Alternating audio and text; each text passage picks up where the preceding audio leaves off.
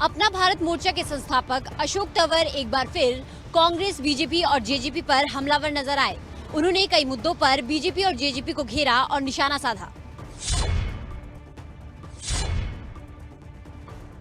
अशोक तंवर फरीदाबाद में पार्टी के कार्यकर्ता राजेंद्र शर्मा के आवास पर पहुंचे, जहां उन्होंने मीडिया से बातचीत के दौरान निजी कंपनियों में हरियाणा सरकार की तरफ से बनाए गए 75% कानून के मुद्दे पर कहा, कर्नाटक का उदाहरण सबके सामने है। भारतीय जनता पार्टी के नेताओं से बचकर रहने की जरूरत है। इस दौरान उन्होंने बीजेपी, जेजेपी और G23 में शामिल नेताओं पर भी जमकर निशाना साधा।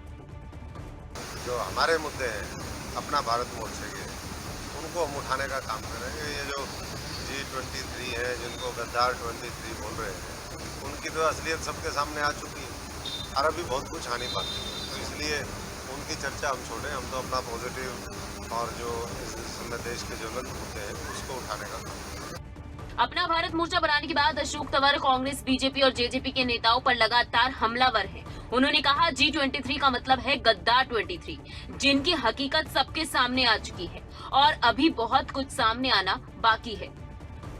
खास आज कांग्रेस, बीएसपी, बीजेपी, तमाम जो दूसरे राजनीतिक दल हैं, वो छोड़ करके अपना भारत मोर्चा, जो जनता के लिए, जनता के द्वारा, जनता का तैयार किया हुआ मोर्चा है, ये इन्हीं का मोर्चा है, इन्होंने ही बनाया है। और लेकिन सब आज उसके समर्थन में विभिन्न पार्टियां छोड़ करके आए हैं, तो मैं सबका आभार प्रकट करता हूं, धन्यवाद करता हूं और उम्मीद करता हूं कि फरीदाबाद जिसके हालात और दुर्दशा करने का काम इस भारतीय जनता पार्टी ने किया, तो उस राज से मुक्ति होगी और जो गूंगा विपक्ष है और बहरी सरकार है, उसके सामने एक मजबूत विकल्प ये सारे मिलते थे।